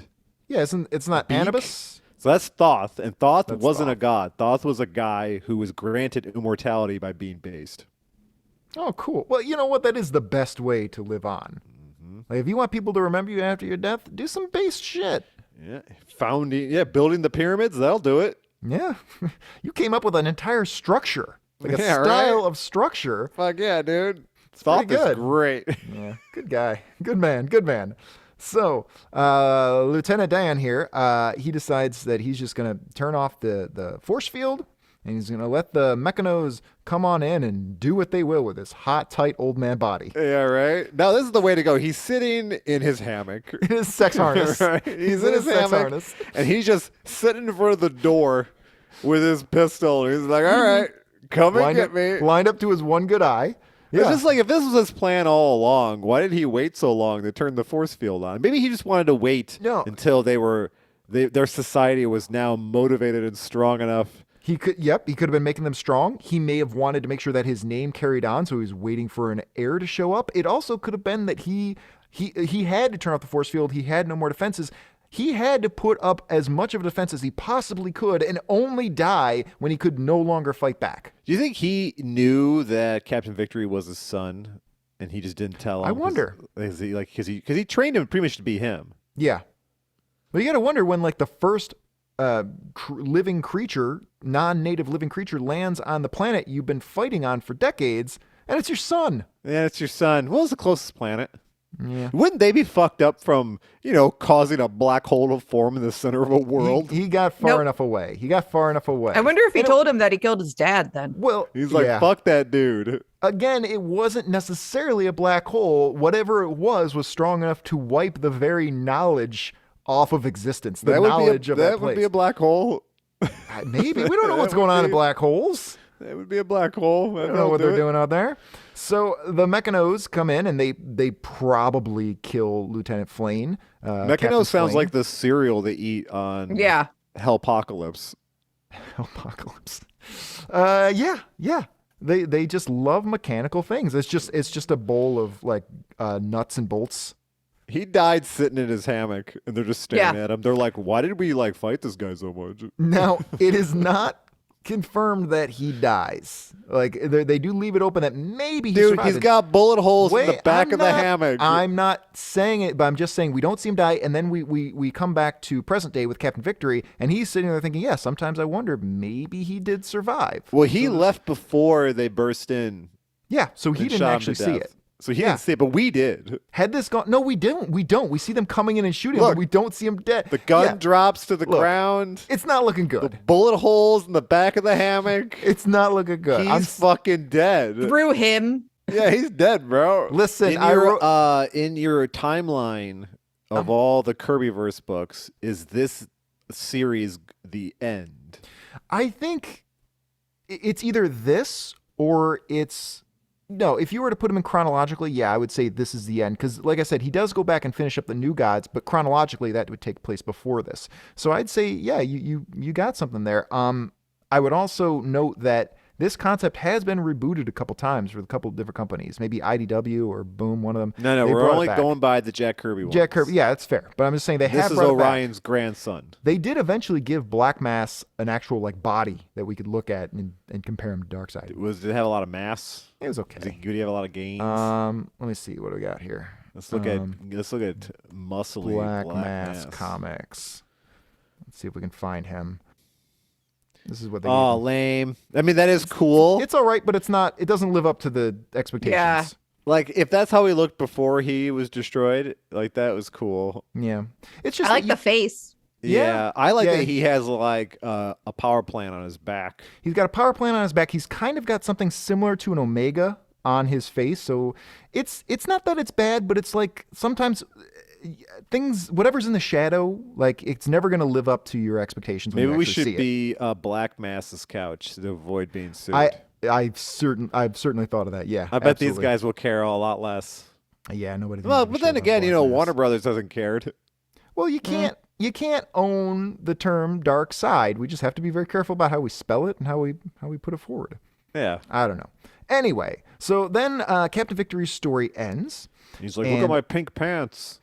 And he's we see like he's got leggings. He does have like purple metallic leggings or like a burgundy leggings, and that's part of the Galactic Rangers outfit. The Galactic Rangers are alien as fuck. So these aren't So what's going on here is this is like the cargo bay where they collect weird species, like the last of their species, and they let them all live on the ship.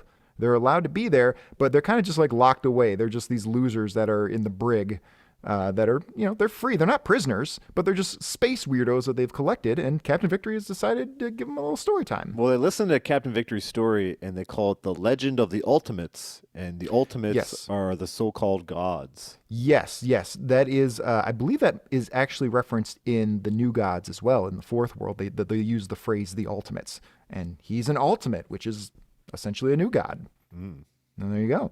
And so, yeah, you got a nice page of a bunch of little freaky creatures, right? And a lot of fun guys. And they really enjoyed this story. They had a great time listening to I love the Michael Keaton snowman. There's a little... like, pulled at my heartstrings. There's a little snowman man down in the corner. There's this egghead guy who was one of the weirdos that they kept in the brig, but he got promoted, and they actually he insisted so hard that he should be a ranger that he got made an official ranger by Captain Victory. And he's made out of a Kirby style. What's the word I'm thinking of? I don't know. Where you ride on the horses and it spins around. Oh, like a carousel. Carousel. Yeah, it's basically an Eggman on a carousel. Yeah, a Kirby cool carousel. Design. A Kirby cell. Cool design. You can see that on the YouTube. So much of this is going to translate far better if you see some of these panels than if you just listen to it. Like, it's tough to know. Did we just do it's just a very confusing comic book. It's not our fault. A sterling job of explaining it. I understood everything in this book. I understood nothing, but I loved it more than both of you. I got it. No. And so that pretty much... You loved it more than me. I'm just fucking with you. I'm just giving you shit. I liked it a lot. I'm just stealing something out from under you. I like it even more. I saw a fellow man claimed something, and I said, I got to take that back. That's very me. base, so like I can't argue with that. Got to respect that. So yeah, Captain Victory and Egghead go away to take care of some business.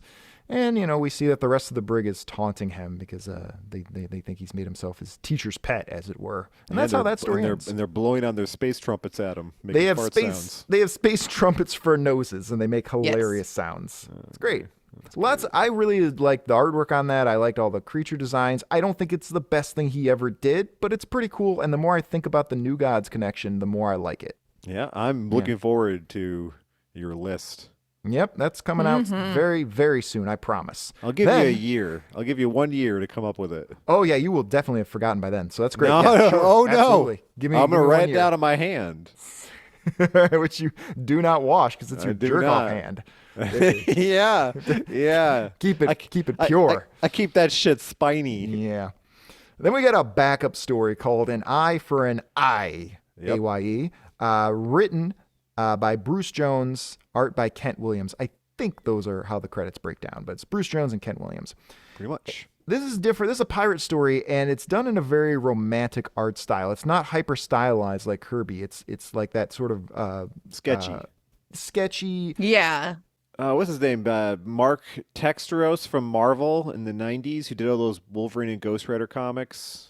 It looks like his art style. Nobody knows what we're talking about, so it doesn't really matter. Yeah, nerd shit. So it looks a little more realistic. It's the romantic style. And we open up with this dude who's been through an ordeal, and he's waking up inside of a tavern, supposedly. Mm-hmm. And it looks like the guy above him is about to pee on him, which Shay would like. Which Shay would be into. She got very excited about this for a second. And I'm going to be into something it. I understand. And I'm going to be into it because I'm going to collect that pee to make a Philosopher's Stone.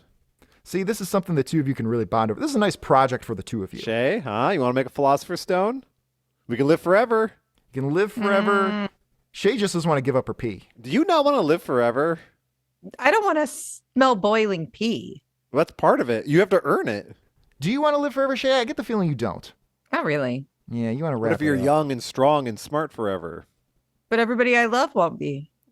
You will grow out of that. Yeah, your brain will evolve to the point where you won't give a shit. Shay. Actually, I will say the thing that really rattled me the most about the live forever concept is a Ra's al Ghul comic I read where he couldn't remember things that happened to him. He couldn't remember the names of people that he had encountered, and I thought, oh, that's kind of terrifying. Why?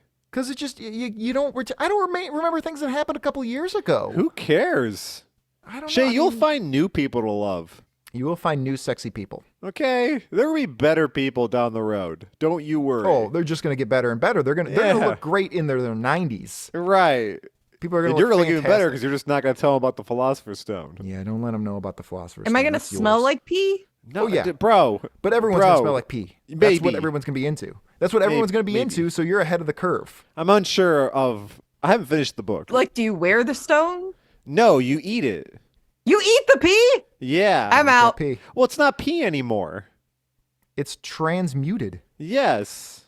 But Shay, when you get in a few decades, you're going to be able to buy a car with pee. That's You the know way it's your gonna food go. is made by it's like fertilizer and shit.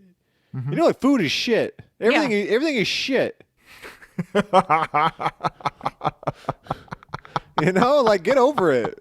You want to live forever or not? I do. Mike's high school emo moment. Everything is literally shit. I mean, literally it is, and I'm okay with it. Then he turns up some coal chamber. Oh. Dude, you think so low of me. I pull whatever I could out that I knew Coal would offend Mike the chamber? most. I don't even know a coal chamber Bro. song. But I know it's something you wouldn't like. No. I don't know who that is. They're a fucking metal band from the aughts. Yeah. Awesome. All right. Well, that set the stage well for this. So this dude, this dude's standing over this other dude who's been through an ordeal, and the guy says, "Hey, my name's Capstan. What the hell happened to you?" He's like, hey, you want to check out my Philosopher's Stone? And it pisses in his face. I do think we're talking a lot about pee nowadays, a lot more than we used to. All right, because in that's society, the secret. in God society wants and on us the in that show. direction so that we could make a Philosopher's Stone to be his peer. We're getting closer and closer to his light. It's golden shower. God's golden shower of knowledge. Yeah, so instead of a seer stone, it's a pier stone. Yeah. Oh, there you go. We're having a good time. Hey, that's how you make phosphorus. That's where phosphorus comes from. Silent P and phosphorus. Yeah. Shay, weren't you just telling me you wanted more phosphorus? No. I could have sworn you said you needed some more. I don't want to live forever. Everyone I love will die. You know, with that attitude, you don't deserve to live forever. You're being a Courtney from the Barbie comic. Yeah, you're a Courtney. I don't know. I could never live forever. Because Courtney I could never eat my pea stone. Courtney would be pissed that other people were still doing it. Courtney would love to be immortal because then she'll never miss a Thanksgiving again. Yeah. Oh, you got to go back to our Barbie episode to understand any of that, but it's worth it. Our least popular episode. I don't think that's true at all. I mean, that was such a banger. What the fuck? I don't know. People have terrible taste, except for the people listening right now. I think YouTube's lying to us about our numbers because I think they do that to avoid paying people more.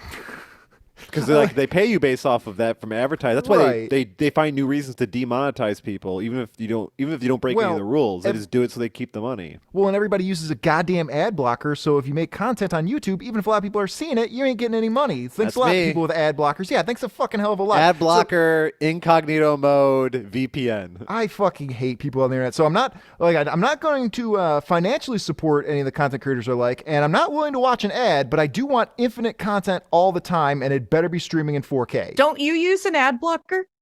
I only use ad blockers on certain very extreme circumstances, but I do not use it on YouTube. What do you use your VPN with? I don't usually use a VPN unless I'm trying to watch something on Netflix that isn't available in America. You know what's funny? We talk about that shit fucks up view counts and whatnot and advertising. But VPNs are the number one ads you see for YouTube channels and podcasts and shit. Oh, I'll tell you, this is something fun. I signed up for I got ExpressVPN a year ago. I needed it for something I wanted to watch. Probably Better Call Saul on Netflix because it wasn't available in America. Fucking American licensing rights. And I got it. And what I didn't realize until I was starting to do my taxes is that they've been charging me every month since then. Because you have to opt out of auto renewal when you sign up for the trial, and they bury it and they hide it. And then when you do go to cancel it, you can't just cancel it from the website. You have to chat with them and tell them that you want to cancel it. It's fucked up. Why were you paying for a VPN? There's free ones. There are free ones, but they usually have caps. They have data caps, or they have other circumstances that make it so they're not feasible to watch an episode every week that's being released every week. Lately, I've been using Proton Mail's VPN, and it's pretty good. It's free. Yeah, I probably saw. I like I said, I know there are a bunch of free ones, and if there's just one movie on Netflix I want to watch, then yeah, that's fine. But so fuck ExpressVPN is basically the long and short of that. Is fuck ExpressVPN. Anyway, unless they become a sponsor. Oh yeah, no. Of course.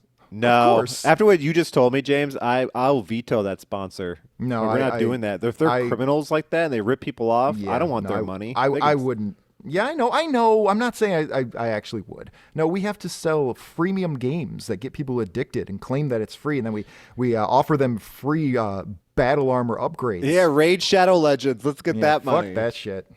I thought we were gonna get Sibian. I tried. I made the Sibian calls. I tried. And Christian Love Toys. Yeah, Christian Love Toys. Those are the people I want. .com. And I want dude wipes. I'm looking at dude wipes. You know what? I got told though because I was just like, we don't get any ads or nothing. They're like, you're supposed to hit them up. You hit them up, but you have to also then show them that you're getting X amount of hits, and we are not hitting those. Because why would they want to give you money if nobody's hearing your content? Well, we'll lie. We'll just tell them we're doing really well. Yeah, he didn't say well why. He said we'll lie. Yeah, we'll lie. We'll just lie. You can spearhead the lying initiative. Can I? I will. I mean, I assume they then verify that. I assume that then they run some algorithm by YouTube or something to confirm. You know what? If I hit up enough people, eventually there's going to be one that doesn't look.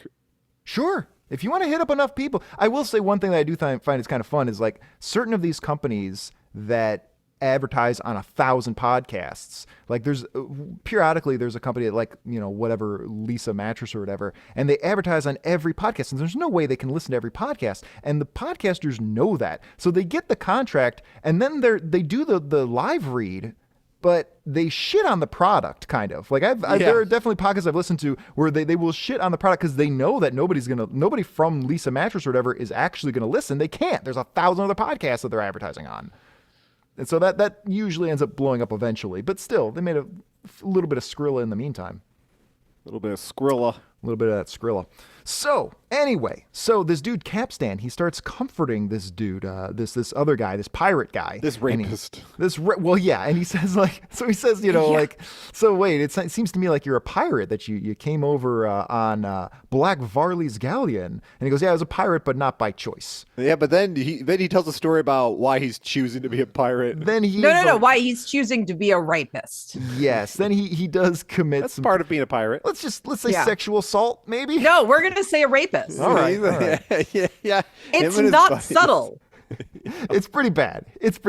So they were sailing. We're going to get to that. They were sailing on their pirate ship, and they're doing fine. Everything's looking great. And they decide, hey, here's a town. Let's go raise it. Let's go just completely demolish this town and take everything from them. Mm-hmm. And they do. And they do. Yeah. And they take everything. So he finds. We got nipples in this comic, people. We did get a little nipple alert. We got some nips. Yeah. I love this comic's just like, let's draw in a really graphic rape scene. It is a very graphic rape scene. So let's as we celebrate nipples in here, it's not sexy. It's a rape scene. We'll put it on the YouTube. It is a rape scene. I mean, this is a time when these sort of third-party comic companies were trying to do mature things, and you can agree that that's mature? Not necessarily mature, but that was them trying to create content that was explicitly not for kids, to show that comics were grown up. This is back in the 80s and 90s when anime was called Japanimation, and it was hyper violent, fucked up. So this guy's like, I was a victim too. All I wanted to do was pillage this town and assault this woman.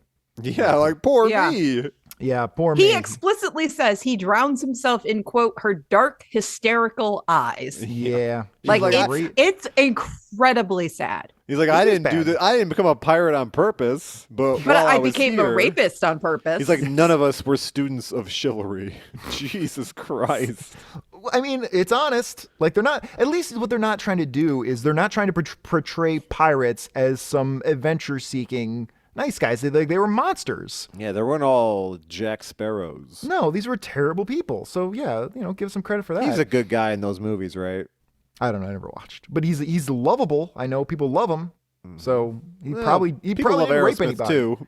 Yeah, I know, but Aerosmith never raped anybody while recording the album. Let me finish the sentence. Jesus Christ, you guys! If you weren't so eager to jump down the throat, maybe you'd hear the end of something. Not on an album. So.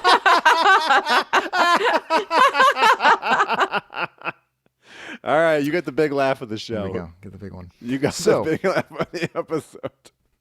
So one day our hero wakes up and he says the Captain Varley, he rounded up everybody.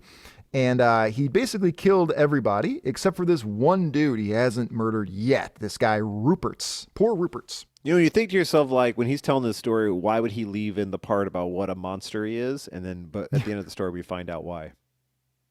Do we find out why we he left the part? Okay, all right.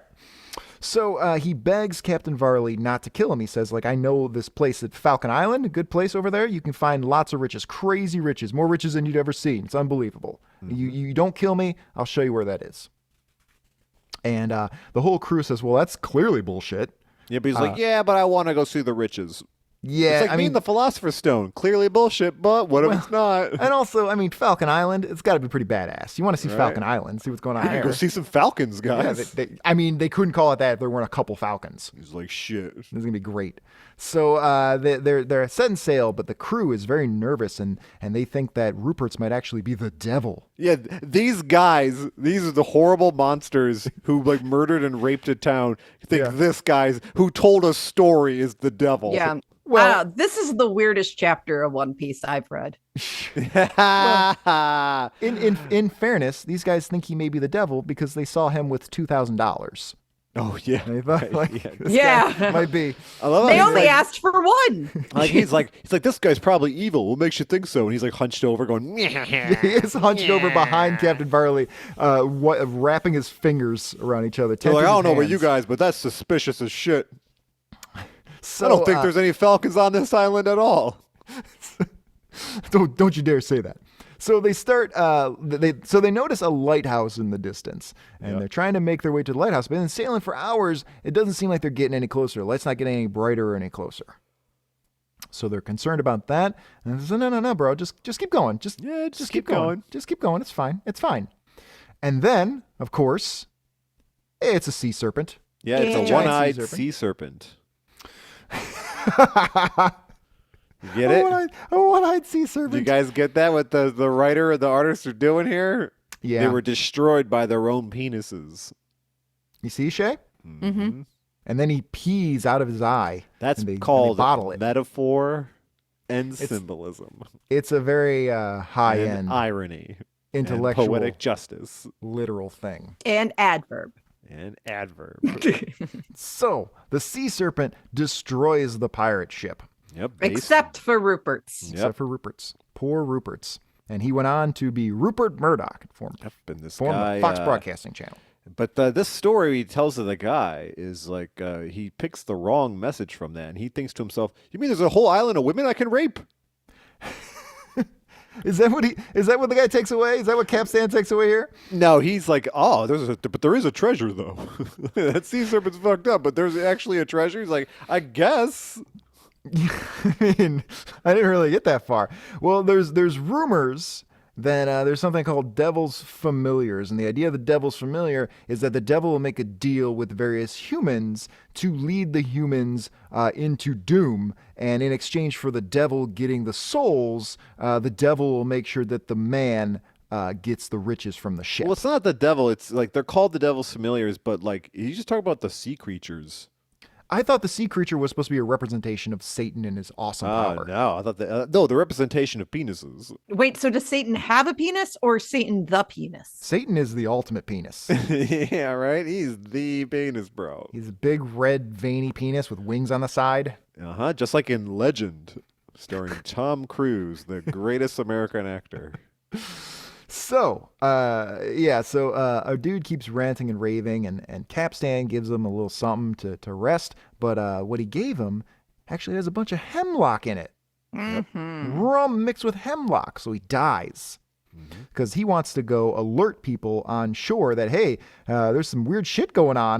None of the stuff that I did, though. Don't bother looking into that. But these other guys are doing some weird stuff with the devils.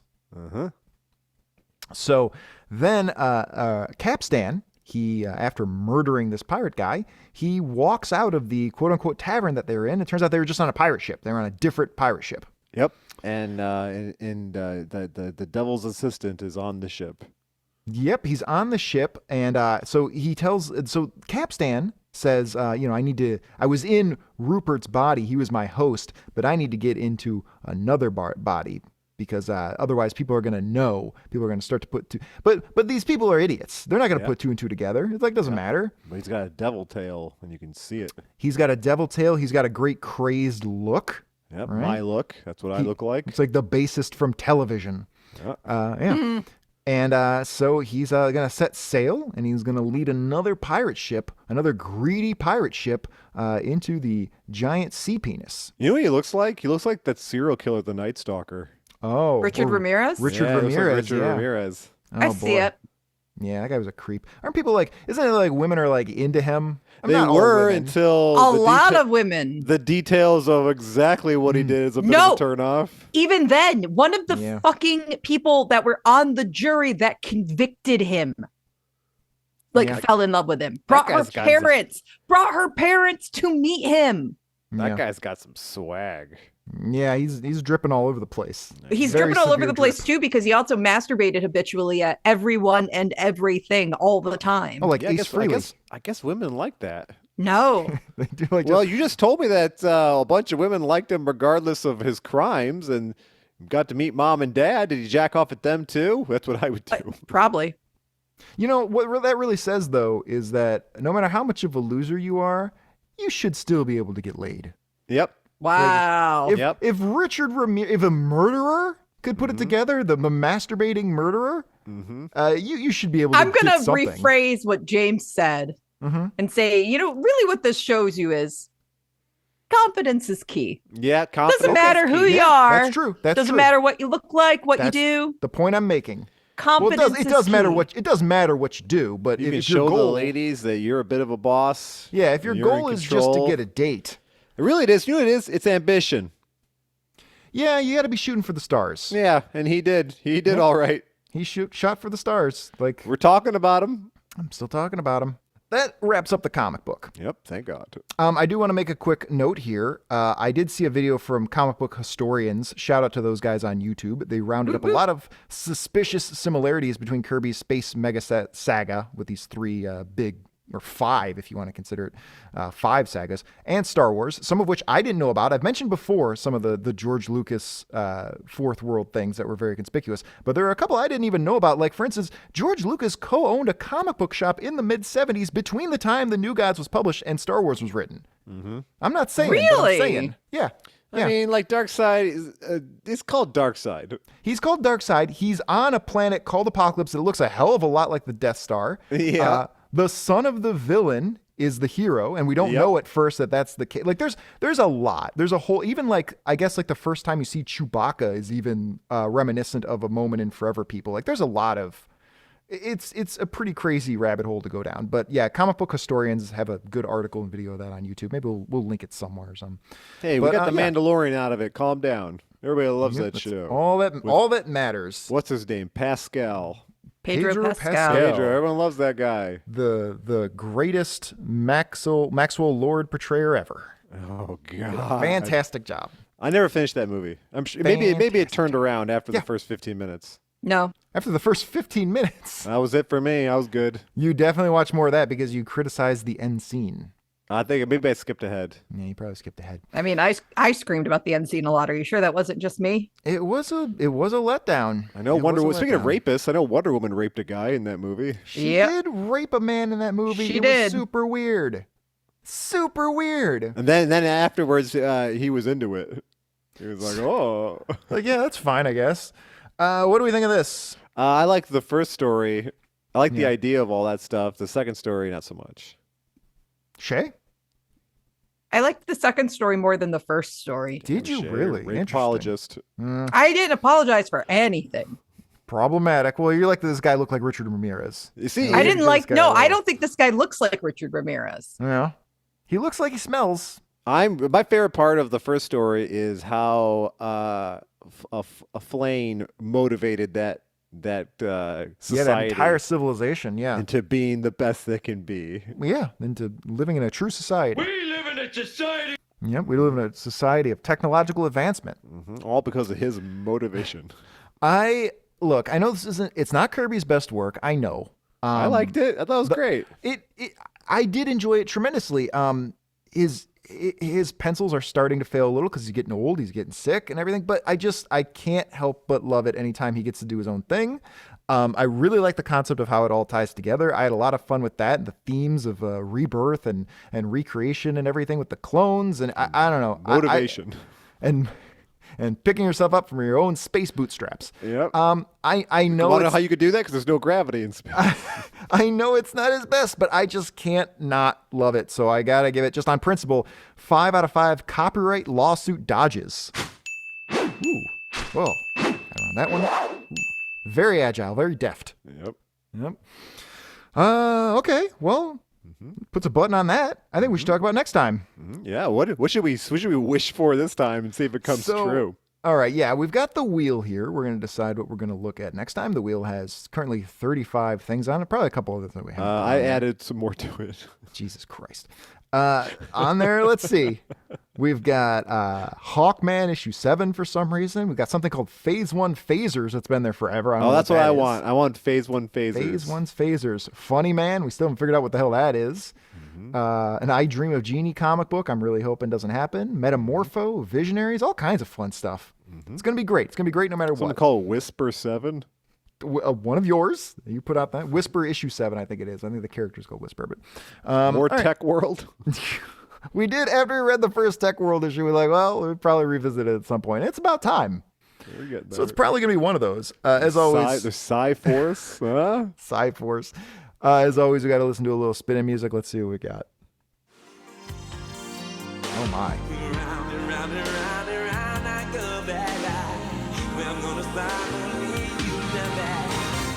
Keith Sweat, Merry-Go-Round. Dang, James, you're just deep cutting this. Is it because, like, I always thought, like, we're going to run out of these songs sooner or later, but it's like humans are really fascinated with their invention of the wheel. Yeah. Yeah, this song goes on for about 6 minutes, so we're going to listen to the entire thing. Some good old 90s.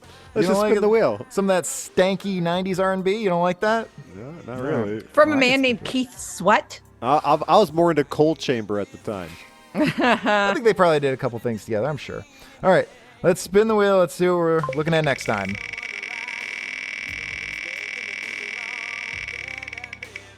Holding my breath again. Oh! Oh! Okay. All right. This is something different. Punisher War Journal, issue 19. Let's see what that. I just put that on too, and I already forgot it. I don't think you just put it on. I haven't updated this in a long time. It's from Punisher rents a jet ski. It's from 1990. Let's take a look at this cover at least. Down for it so far. You've just rented a jet ski to the. Oh my God! Sorry. It literally says on the cover. Yeah. You've just rented a jet ski to the Punisher. Kiss that baby goodbye. I like that they specify that it's a rental. Yeah. It's not that he got it. It's that he rented it. But it's a Jim Lee cover. All right. Is it a Jim Lee cover? It certainly looks like. Yeah, it is. Yeah, okay. Well, this would be in the last couple of years before he couldn't deal with Marvel's bullshit anymore and went over to Image. Yeah, and made a bunch of atrocities. He wanted Punisher to have 2 jet skis, and Marvel said no. Is that one for each leg? Yeah, I'm gonna start my own company. I gotta cover up the feet somehow. Rob said so. Yeah. Oh boy. Yeah, his other foot is hidden behind some water. Yeah, this will be fun. He's still got a giant gun, of course. He's not going to not have a gun. No. He's still wearing his Punisher outfit, even though he's kind of summarized it. He took the sleeves off and everything, let it breathe a little bit. It's not as summarized as in that fucking comic book we read, the cheesecake one, where he's just in a fucking Speedo. Yeah, I love that one. Oh, that was sexy. Our buddy, I think Chris Cooper was the editor on that, decided to make it. That wasn't the issue we looked at, but one of the Marvel swimsuit issues, Chris Cooper decided to make it the gayest thing he could possibly make it. And so it's just nothing but banana hammocks on superheroes the entire time. And it's great. We're big Chris Cooper fans here. A thumbs up to Chris Cooper. Mm-hmm. Good dude. He got attacked by that lady. He got attacked by that lady because he was trying to give her dog a treat while he was bird watching. Yeah. And she thought he was a threat. Fucking dumb white women. I know, right? I don't think that's quite how it went down. I'm actually. No. He told her to leash the dog. Did he tell her to leash the dog? He had treats on him, and he offered a treat to. He has treats on them to like calm that down in case the dog attacks him and everything like that. But I think it started with him saying, "Leash your dog. You're supposed to." How often is this man getting attacked that he brings dog treats to prevent attacks? This is clearly a serious problem. He's a birder. Still like you would. He's a falconer. Maybe that's he would a have been common excited thing, about that island. Yeah, he was very excited to go to Falcon Island, and then fuck. All it's here is sea serpents. Ears perk up. All that's over here is sea serpents. Falcon Island. Yeah. All right. Well, that was fun. Yeah. I had a good time. Let's wrap it up. Shay, you got some plugs for us? Sure. Listen to some other podcasts that might make some more sense, or at least maybe the comics make some more sense. I'd listen on Stitcher, Apple Podcasts, Spotify, Google Podcast, any other podcast app that you can think of. If I'm not listening right now, just pretend I am so that we're still friends. Make up your own. Make your own app. We'll fucking get on there. We'll send you our RSS link. Sure. You can also listen on darksidescouch.com using RSS. RSS. I understand. Turns out Shay's the pirate. Yeah. And you can also away follow from my us. women, Shay. Yeah, right. You can also follow us on Facebook, Instagram, Twitter, and YouTube at Dark Sides Couch. Yeah. Yes. All right. That's it. All right. That's it. Anybody got any final closing thoughts? And then we're going to leave, and I'm going to go stare at Punisher's swimsuit crotch bulge. I am going to give all 50 of my clones the Philosopher's Stone. Shay. P. You know what? I'm gonna need the clones first because I can collect P faster to make my stone. Ta-ta for now, Cushion Crusaders. We'll talk to you next time on the couch. The Pirate Movie. Pirates? You mean like walking into plank, buried treasure, hack, slash off with his head and the Jolly Richard and everything?